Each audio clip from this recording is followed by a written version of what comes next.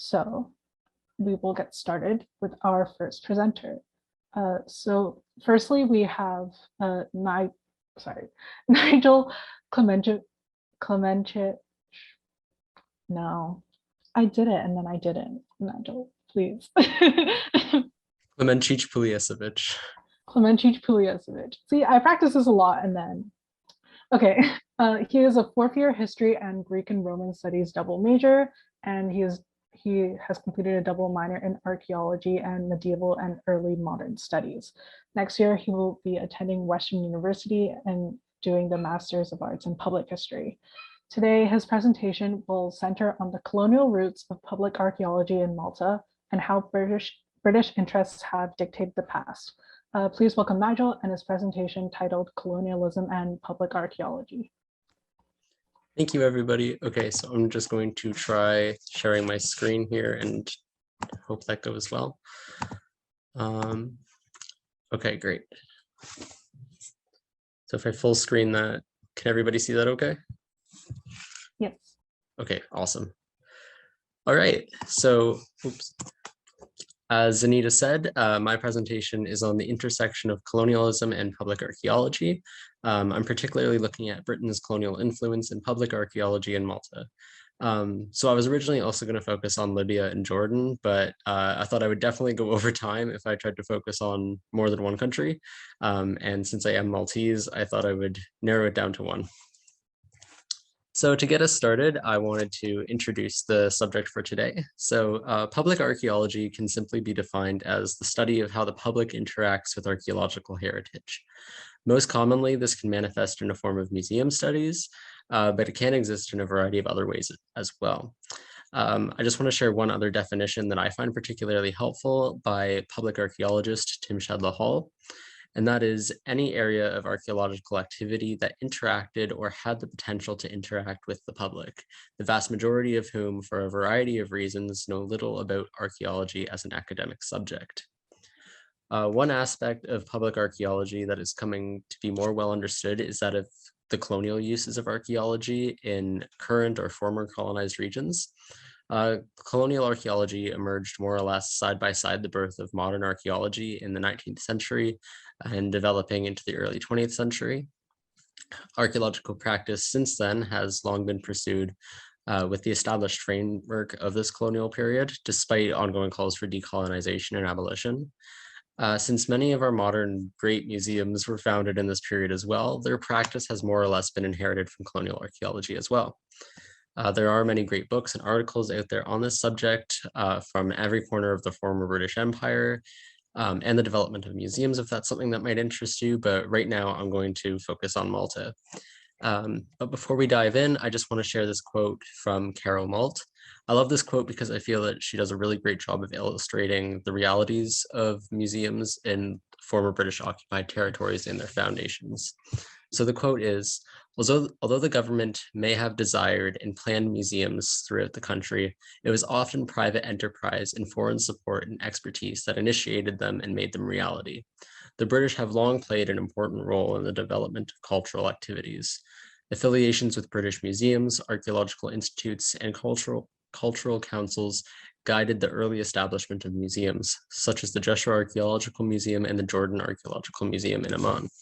So although this quote is specific to Jordan, its wider context is applicable to the establishment of museums in basically any former British colonial territory. So I also just want to highlight where exactly Malta is because it is quite small and not a lot of people know. So it's located basically right in the center of the Mediterranean, this tiny little island right here between Sicily, Tunisia, and Libya. So historically, it's kind of served as a crossroads between Southern Europe and Northern Africa. The colonial history of Malta is long and complicated, and there are many different ways you can organize it. Some people would want to argue that modern colonialism in Malta didn't begin until the French occupation beginning in 1798, but I would argue it began a little bit earlier in Malta, with it being given to the Knights of St. John in 1530. But anyways, as you can see, Malta has been occupied by various European forces since at least 1530. This is, of course, overlapping with the birth of modern archaeology between the 18th and 19th centuries.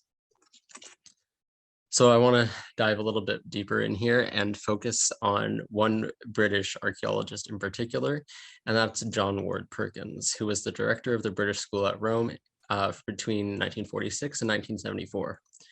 He became the chair of archaeology at the Royal University of Malta in 1939, which later evolved into today's University of Malta.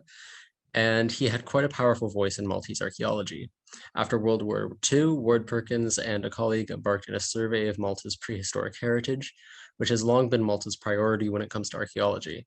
This ambitious survey was done in the 1950s with a grant from the Colonial Welfare and Development Fund and explored many prehistoric sites throughout Malta in an attempt to reassert colonial hegemony over Malta's archaeology, which was seemingly drifting towards Italian control just prior to this period. And as I said, Malta's longstanding priority in archaeology has been its prehistoric heritage. This means that many other areas of Malta's history have been quite neglected in archaeology. And Ward Perkins had a large degree of influence in ensuring that these periods didn't undergo as thorough investigation. So this led the direction of Malta's archaeology entirely in British hands. Meaning that Malta's Phoenician heritage was also highly neglected, even though it was of significant interest to Maltese archaeologists themselves. Ward Perkins once stated that Phoenician archaeology amounted to nothing more than a, and I quote, very juicy red herring in front of Maltese noses that love nothing better, end quote. Ward Perkins was a strong advocate in allocating all of the available finances and labor for archaeology to go into prehistoric surveys, and he was very successful in doing so. He also said in a letter to Sir Mortimer Wheeler, who was one of the first public archaeologists, that archaeologically, we have very little to show for 150 years of British rule in Malta.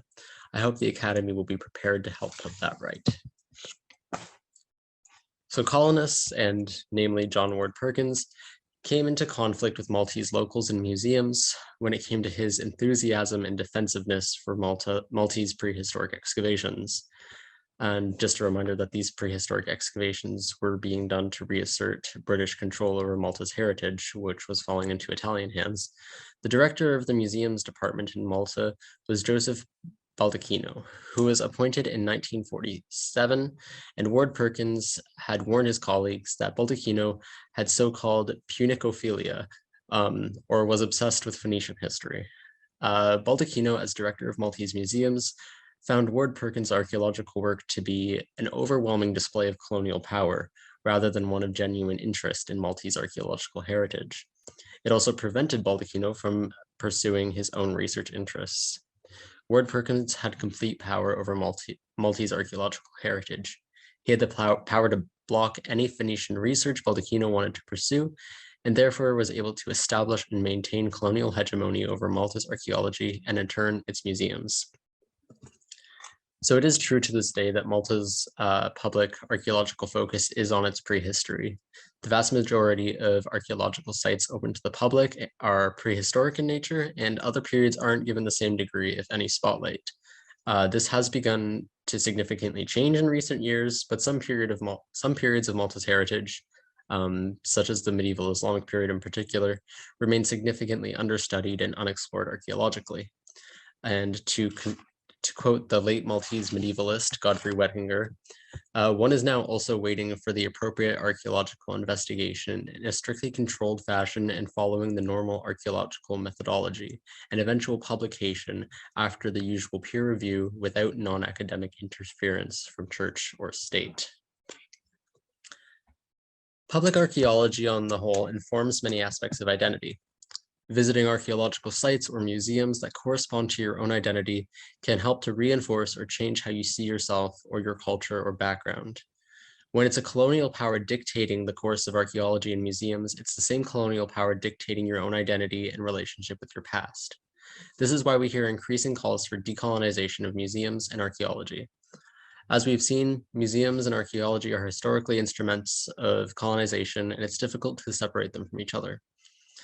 The collecting of artifacts and the isolation of them in a context that dramatically differs from their intended use is a product of European colonization and commercial expansion. Prior to modern colonization and the rise of archaeology, communities were largely in charge of the stewardship of their own heritage. To conclude, I just want to share a final quote.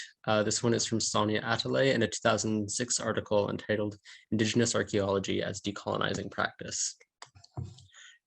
A decolonizing archaeology must include topics such as the social construction of cultural heritage, concerns over revitalization of tradition and indigenous knowledge, issues of ownership and authority, cultural and intellectual property, and the history and role of museums, collections, and collecting. We must ask questions such as what does it mean to have one's history, story, or knowledge examined, interpreted, and displayed by outsiders? Who has access to this knowledge? Who has the right to examine it, to write about it? Who owns the imagery, symbols, knowledge of a culture, social or ethnic group? And who controls how that is used? Who has the right to interpret it, speak about it, display it, and profit from it? So that's all from me for today. Thank you for listening, and here are some sources if you're interested, and I would love to take questions.